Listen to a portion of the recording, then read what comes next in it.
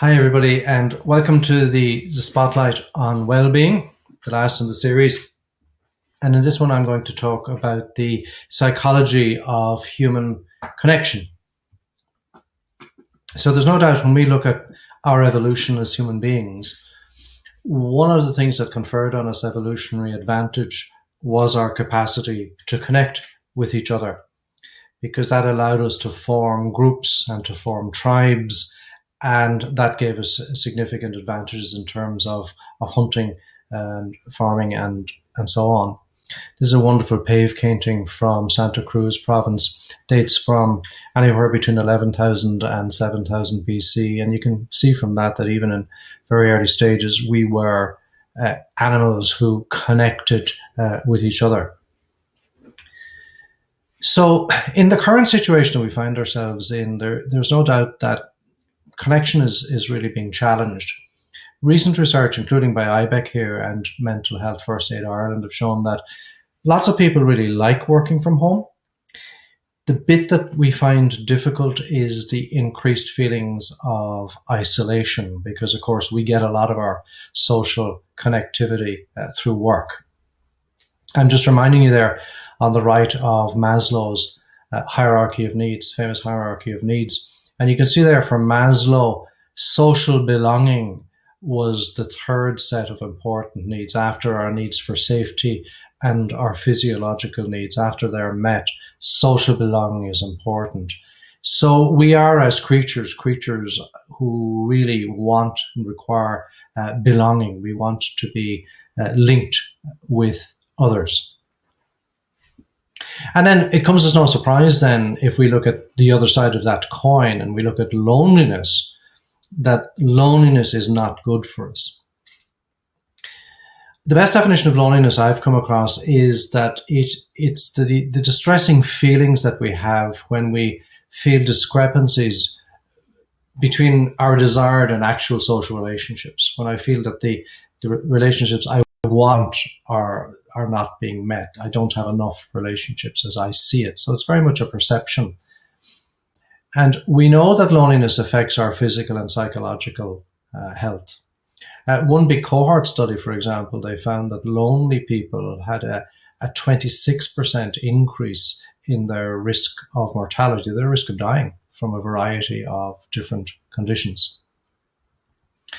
And loneliness is linked to all kinds of physical and psychological illnesses. I'm just showing a few of them there: blood pressure, high blood pressure, coronary heart disease, metabolic syndrome, depression, decreased cognitive functioning, and so on. So loneliness is bad for us. It's bad for us physically and it's bad for us psychologically. And if you want to take an extreme example of that, which really demonstrates that point, if you think about solitary confinement, where there's no social connection whatsoever. And this is has been used for thousands of years, and it's still used in many countries today as a form of torture, because the effects are so dreadful. This is what Nelson Mandela said about it in his book, The Long Walk to Freedom. He said, "I found solitary confinement the most forbidding aspect of prison life. There's no end and no beginning. There's only one's mind which can begin to play tricks. Was that a dream or did it really happen?" So one begins to question everything. So I think we can see from this that connection with others is absolutely vital for our own sense of identity, for our sense of time, for our understanding of reality, our groundedness in reality. And when we remove that connection, as in solitary confinement, we move into this very strange cognitive space where things become very strange and very unpredictable. It's not a nice space to be in. So it follows from that if we were hardwired as humans, we're hardwired for social connection, and it has given us such evolutionary advantages, there must be mechanisms, biological and psychological mechanisms in us that are geared for social connectivity. And there are. And the research on this has really taken off in the last 20 to 30 years. I'm just giving you an example of some of the highlights of that research here. So, for example, when we engage positively with somebody else, and it doesn't have to be somebody we know particularly well, we activate what's been called a social engagement neural system.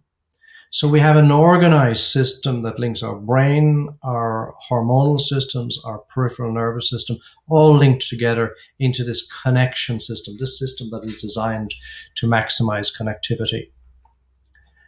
Recent research has shown that when two people are really connecting, clicking, let's say they click, that if you do MRI scans there, and challenging enough to do methodologically, but it has been done, that their brains, the areas of their brains fire in synchrony. It's as if the two brains become one.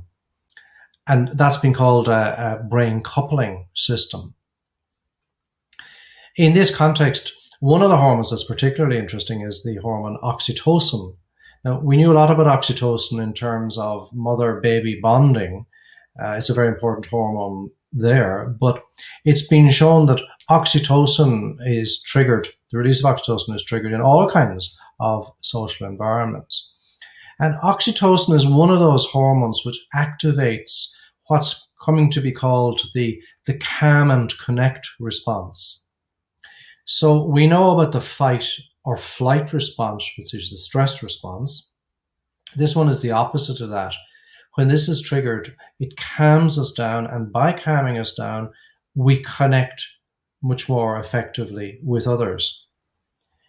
And what's really interesting is that a big part of that calm and connect response is due to the vagal nerve, or vagus. We've always thought of the vagus in terms of its regulating our biology, heart, breathing, and so on. The vagus has a very big role in calming down our system and in improving our connectivity. So it's absolutely fascinating that here we are unconsciously, we have these very complex psychological, neural, biological, biochemical systems which have evolved to help us to connect. And when we connect positively, it's clear that that in turn is really good for our psychological health and also for our physical health. So thinking about the present situation that we find ourselves in, how does that help us to cope with feelings of isolation and loneliness? Well, I think the first step is to think about the mindset that works here. I think there are a number of things that we can say that are helpful. One is that loneliness and social isolation are different. You can feel lonely in a crowd of people. The obverse of that, of course, is that you can still feel connected even when you're physically alone or socially isolated. The key thing is it's about the feeling of connection rather than the number of social contacts. That's what promotes better health. Research is showing that in the pandemic, if we're aware of the fact that we're required to be socially distant for the greater good, that helps us to feel that everybody is involved in this together. And that feeling, that even when we're physically isolated, that feeling may help keep our sense of loneliness in check. A lot of research shows that proactively engaging with others, even via technology, that's good for us. And some fascinating research is showing that even those fleeting positive interactions that we have with strangers is also good for us, not just in the short term, but also in the longer term. So to conclude then, if we think about two very practical exercises, this exercise is described by Professor Barbara Friedrichsen, one of the world's leading researchers in this area. And it's something they came across by accident in doing research on loving kindness meditation. They get people to just every night for a few weeks to review the day and then call to mind the 3 longest social interactions they had during the day. And then just rate them. And rate them for 2 things. One is the extent to which I felt in tune with the other person, and the extent to which I felt close to the other person. And you use a scale of 1, which is not at all true, to 7, which is very true. And what Friedrichsen and our colleagues found, that just doing this for a couple of weeks changes the way in which we engage and connect with others, even with strangers. We become much more focused on the positive aspects of that.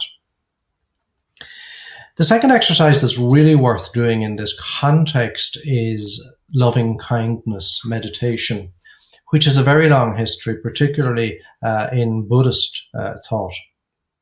And I've given you there a link to the wonderful course by Dr. Padraig Dunn from the Centre for Positive Psychology and Health. And there, in one of the sessions, Padraig gives guidance on loving kindness meditation.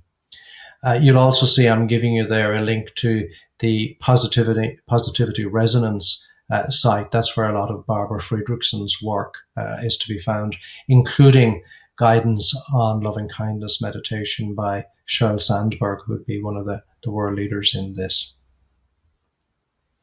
If you want to read further about this, I've given you 4 books there. The one I'd pick out is Barbara Friedrichsen's book, Love 2.0. A lot of people feel the name is a bit odd, but the book itself is really, really excellent. Sheryl Sandberg's book on real happiness there is very good. And then, of course, when it comes to connection, and particularly compassionate connection, there's nobody better than the Dalai Lama. That book, An Open Heart, Practicing Compassion in Everyday Life, is particularly good. And let's finish this short session with a quote from the Dalai Lama. And he says, if you want others to be happy, practice compassion. If you want to be happy, practice compassion. Thanks very much.